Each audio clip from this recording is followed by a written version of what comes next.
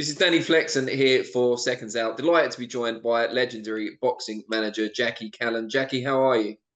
I'm wonderful. I'm so happy to be here with you. I'm very grateful that you've agreed to join us. Obviously, getting inducted into the International Boxing Hall of Fame this year. Some would say long overdue, but made it and well deserved.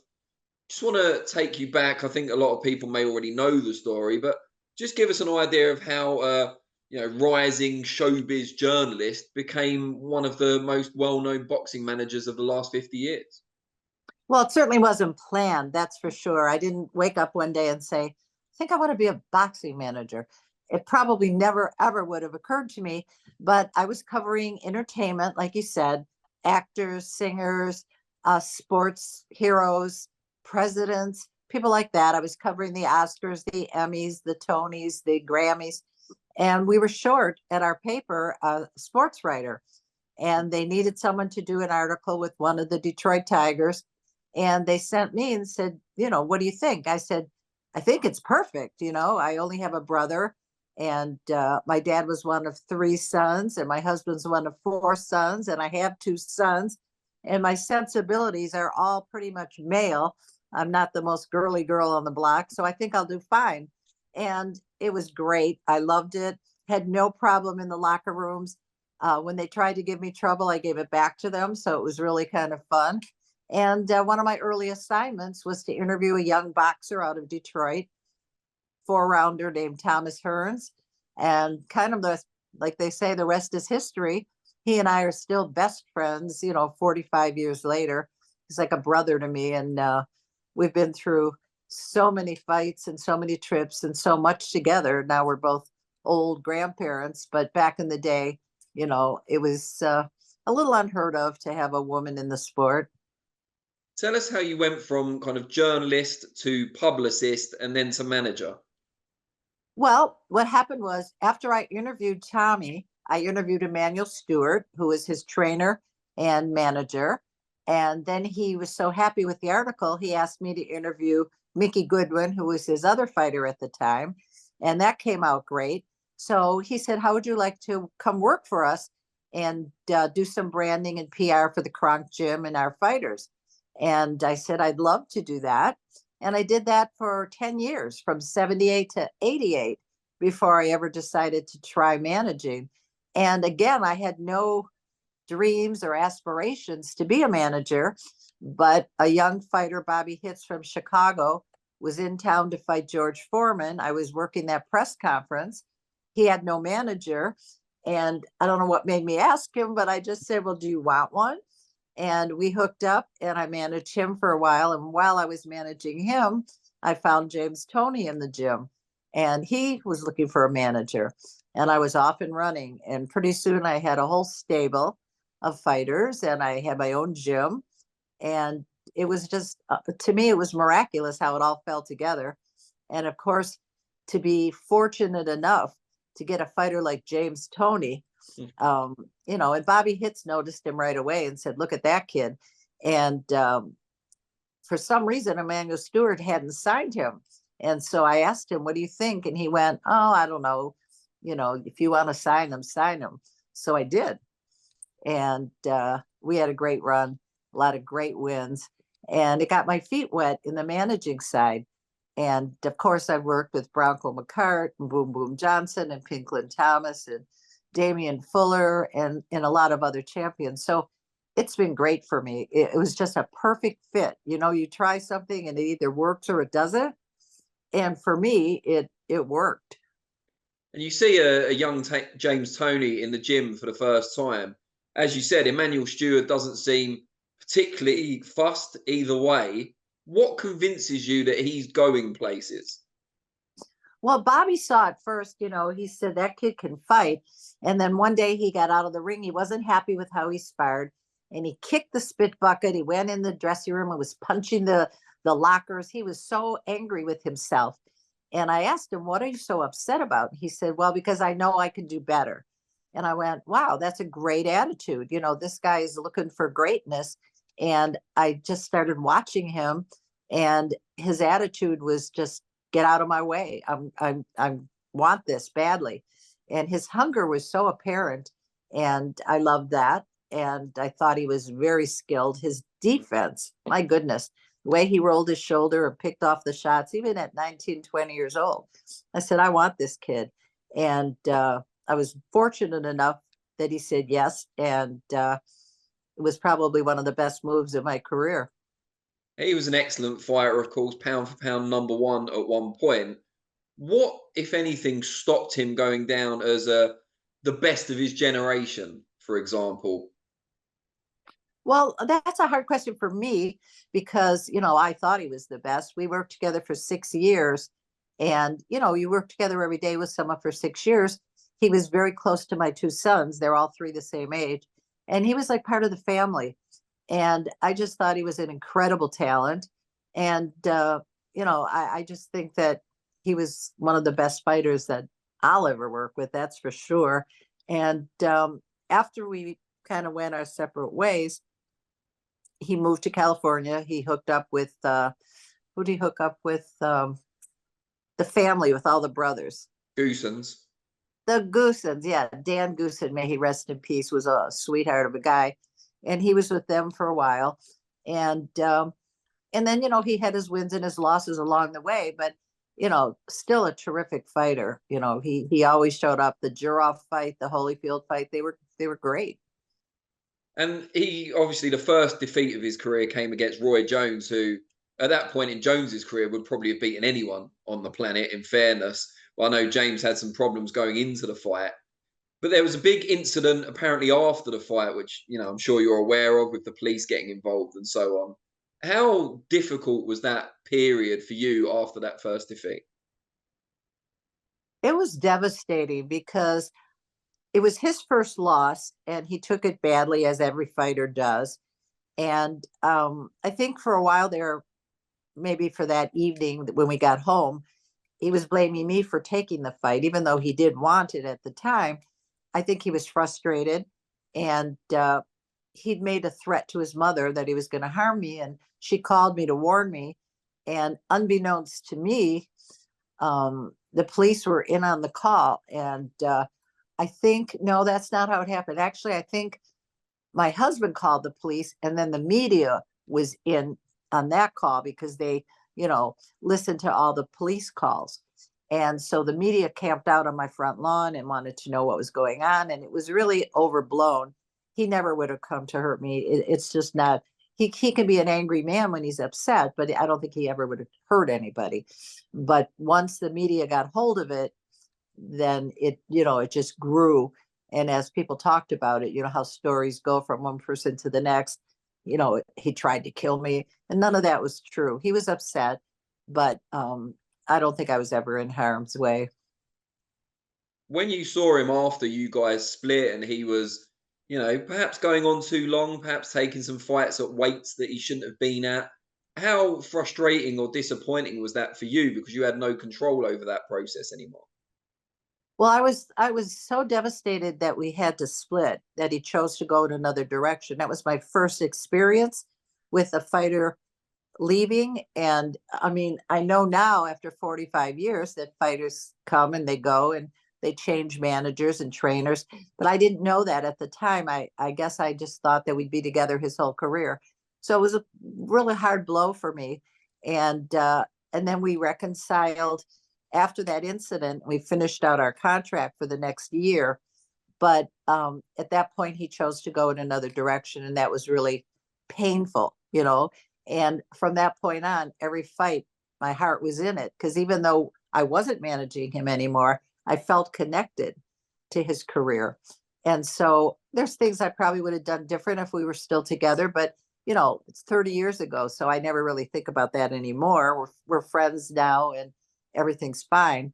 But I always wish that it had worked out a little differently, but you can't go back. So I just have to remember all the good times, and he's just a big part of my life.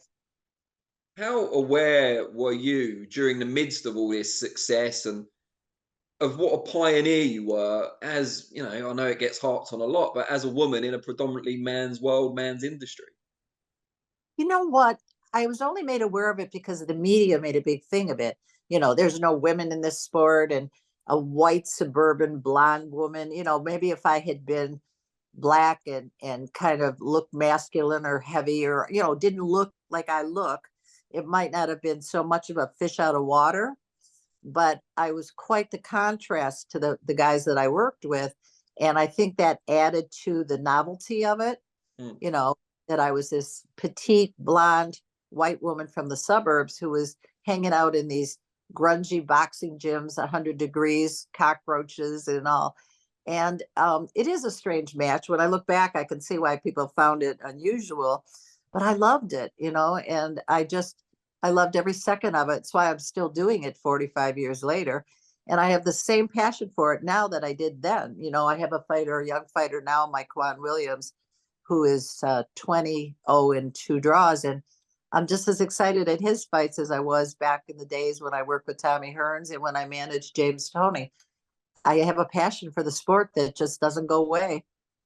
There's a much larger female involvement in boxing in general now than there used to be. And I'm sure a lot of those young women have looked at you as a role model. Did you have anyone back then that you could look at as a role model, especially from the female side? Not at all. The only person, actually, there were two people I knew of. This Becky, what was her name? An older lady named Becky who worked with Jeff Chandler, who was like, I think, a featherweight champion. She worked his corner. I thought that was really novel. And her husband had died and she took over. And then, of course, Eileen Eaton, who used to promote the fights at the Olympic Auditorium in LA. And never did I ever imagine that, many years later, the World Boxing Hall of Fame would present me with the first Eileen Eaton Award, which was such an amazing thing for me to get. But those two were both Becky O'Neill, that was her name. But both of those women were ahead of time in my particular joining into the sport. They were both gone.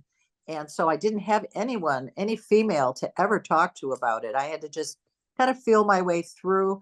Emmanuel was a wonderful mentor, and he would tell me, just hold your head up, don't worry what they say. And, of course, all the innuendos, a woman in a man's sport, which one was my boyfriend, which promoter was I involved with, it was a lot of, you had to have a thick skin and hold your head up high and not let anything dissuade you, because there were a lot of people that told me I should be a ring card girl, and that was probably the best thing that a woman should do. Or they would say, well, who's the real manager? Is it your husband? Is it the fighter and you're just a front? So it wasn't like people accepted me right away and said, this is great. It was like, what are you doing here and why? So I think it was confusing to a lot of people. I just didn't look like Don King or Bob Arum or any of the other men in the sport. So I kind of stuck out, like, who is that? So it was tricky at the beginning, but, now, of course, 45 years later, and of course, 20 years ago, they did a movie based on my life with Meg Ryan. I think that helped a lot with the awareness that a woman could be in an all-male sport and thrive and survive. So that helped a great deal. And then I did a show called The Contender with Stallone and Sugar Ray Leonard. And that, again, showed that a woman could mix in with the guys in a very platonic and business-like way. So it did pave the way for a lot of other girls and women who have contacted me over the years and had a million questions. And I was so happy that I was here to help them, because I didn't have anybody to help me. So I'm grateful that I was able to be there for them. That kind of skepticism and sexism, was that more on the periphery of the sport or from people involved in the sport itself? Both. I found that there's in the sport, I did encounter obviously sexism, racism, and of course now ageism, because I was young, and perky at the beginning, and now I'm going to be 78, so I'm not a spring chicken, as they say, but it hasn't slowed me down. I have tons of energy, probably more than I did even 30 years ago. I run, I travel, I go, I do. I don't have little kids at home to slow me down and tire me. So right now I feel fresh and youthful, and I'm enjoying it just as much as I did, maybe more now. How much of an honor, how much does it mean to you personally to be inducted into the Hall of Fame? Oh, it's huge. I wanted to get in so long ago. They came out with the Hall of Fame 35 years ago. So I was just getting into my boxing managing phase then. And I thought, well, maybe someday I'll get in there. But, all the years went by, everybody got in. I was watching all the people getting in, and I was never, to my knowledge, on the ballot. And then when I heard James was on the ballot, I thought, wow, maybe I'll get in there with him, because we kind of made each other, so to speak. But nope, he got in, I didn't. And 2 years later now, I got on the ballot and got in. And I'm just thrilled. It's kind of the pinnacle of our sport to get in the International Boxing Hall of Fame. So it's a legacy that I can leave behind for my family, for my kids, my grandkids, their kids. My decision to go into a male dominated sport and to rise to the top is a story that will always be there. And that means the world to me, because I hope it will encourage other women and other minorities to go against the grain. And you can be a fish out of water, and you can swim with the sharks. And after 45 years, I'm still here. I've never been sued, knock wood. I've never been in arbitration with a fighter. I've kept my nose clean. And I'm proud of that, because there is a lot of corruption in every business and every sport. And boxing is certainly one of those sports. And I've managed to hang in there all this time, scandal free. So I'm pretty happy about that. How aware are your family and those closest to you of how you've kind of transcended the sport? That you're kind of a big deal in our world. I don't think that they think that, because I don't think that. I'm not a very overly egotistical person. I try to stay real humble about everything. It's never been my nature to look at myself as anything different than I've ever been. It's a job that I've done, and I like to think I've done it well. My kids grew up with this. They were 6 and 7 years old when I started. So they ran away to training camp with Tommy Hearns over the years. They boxed amateur themselves just to see what it was that mom was doing. And they've been to Vegas and Europe and all over with all the different fights. So they've kind of grown up around it. So they don't think of it as anything different or special. They don't know any better, basically. So, and I've always told them, it's just a job. That's mom's job. It's a little different than the other moms who are teachers or, hairdressers or whatever. True, your mom is a little bit different. And where other moms hang out in the schoolroom or a beauty shop, yours hangs out in the gyms. But it's okay. They don't know any different. And I think they respect the fact. And I think that I showed them that you can do whatever you want to do. And like I said, develop a thick skin, know what you're talking about, don't burn any bridges, try to get along with everybody, and keep your nose clean. What's been your proudest moment in boxing so far? Oh, I would have to say when James beat Michael Nunn in Davenport. I mean, he was such a 20-1 underdog, and people really, really gave me a hard time about taking that fight. They said, "What are you doing?" And you're making a mistake. He's not ready for that, and you're gonna get killed there. He's gonna just get annihilated, and it's gonna show that you don't know what you're doing. And I didn't have very many people that supported my decision to take that fight. And then when he knocked him out in that 11th round with that left hook, it sort of turned everything around for me. People started to look at me a little differently and say, maybe she does know what she's doing. Maybe she is a good manager, even though she's female. Maybe she is capable of managing fighters. And so from that point on, I did notice that I was getting more respect. I was getting more fighters coming to me, wanting me to manage them. I didn't have to go to them and beg them. They were actually coming to me.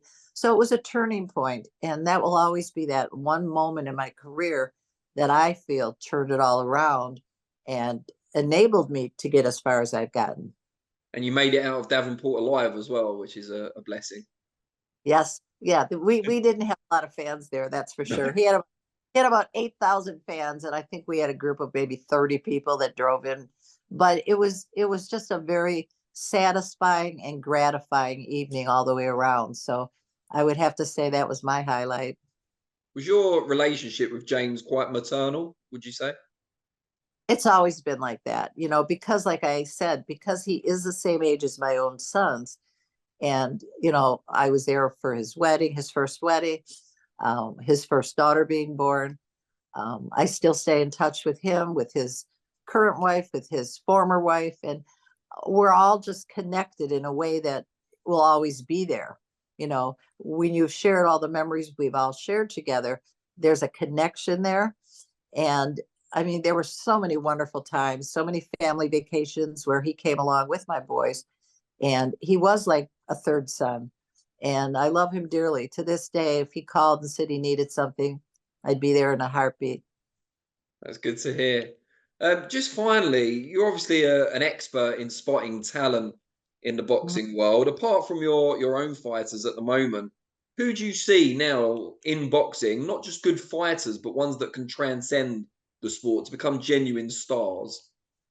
Well, right now, Crawford to me is, pound for pound, he's terrific. I enjoy watching certain fighters. Tyson Fury always entertains me. I'm so sorry that he got cut and had to postpone his fight, because I know how disappointing that is to wait until I think May now is Mate, yeah. he's getting. But I love watching him. I think he's a character. He's a personality, and I wish boxing had more of that. Because if you look at MMA, or certainly if you look at the WWE, and the two of them just merged recently, um, into a company, TKO, which is, both the sports together. Yeah. Sports entertainment is meant to be entertaining. And a lot of fighters are really excellent and skilled in the ring, but they don't have a distinctive personality. They're not a marquee star. And Mike Tyson had it. Muhammad Ali for years was the number one. Everyone would name him as their favorite fighter. And then you had guys like Larry Holmes, who was heavyweight champion for a decade, but people barely knew him because he was just a very quiet, competent fighter, but didn't have the flash or the anything special about him. And I think if we had more fighters that were more colorful, that had more unique personalities, we'd have more marquee stars. And that makes me sad, because a lot of people, you ask them who is the current champion in any weight class, and they don't know unless they're diehard fans. Yeah, we've had quite a big rise, more so in the UK, I think, than the US, of YouTube stars and kind of celebrities from other realms coming into boxing, using boxing as a vehicle to extend their fame or to monetize it, certainly. Do you think that's why? Do you think it's because boxing lacks those personalities? We've left a bit of a vacuum? Well, you know what? When you get the Jake Pauls and the Logan Pauls and the sort of the social media kings that get into the sport, people say, "Oh, it's ruining the sport. It's changing the integrity of it. It's not as pure a sport. Look at the guys that have been fighting amateur for years and that." But they are putting people in the seats. They're getting people more aware of the sport of boxing. So I think that's a good thing. Anything that casts more eyes on the sport is good. We just need more personalities. Like I said, boxing needs to be exciting again. Back in the 80s, when we had the four kings, Leonard, Hearns, Hagler, Duran, it was so fabulous because the best fought the best. And every fight was a super fight. Now you don't see that as much. The young fighters today want to protect their O.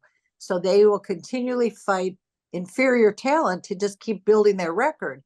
And then when they get to the title fights, sometimes they're not prepared because they haven't elevated their game. They pretty much fought guys that they were better than 50-50 that they would win. So they want to keep their O intact. And then you don't see very often when they'll fight another undefeated fighter where someone's O has to go. They don't want to risk that. And I miss the days when guys like James Toney would just say, put me in with anybody. I don't care what their record is. And it really should be that way, because I see guys 20-0 that have fought nobodies. And I'll see a guy 16-4, and his four losses were to really good fighters. Mm. So even though most people would say, I don't want to fight the undefeated guy, I'd rather see my fighter fight the undefeated guy who hasn't fought anybody than a guy that's been in some really tough wars and knows how to fight. So you have to really understand the sport to be able to handicap a fight and to be able to pick the right opponent at the right time for your fighter. It's just not the same as it used to be 30, 40 years ago. That's wise counsel for fighters out there. Just share with us, if you can, one piece of advice you'd give to young females wanting to get into the sport, either as managers, promoters, anything of that nature. What would you say to them? Even to the female fighters, I say the same thing. Don't let them see you sweat. No matter what you're thinking or feeling, keep that poker face on and just keep moving forward. Whatever people say is their opinion. It shouldn't affect you at all. Smile a lot, stay positive, be kind to the valet parker, just like you would to the guy that owned the place.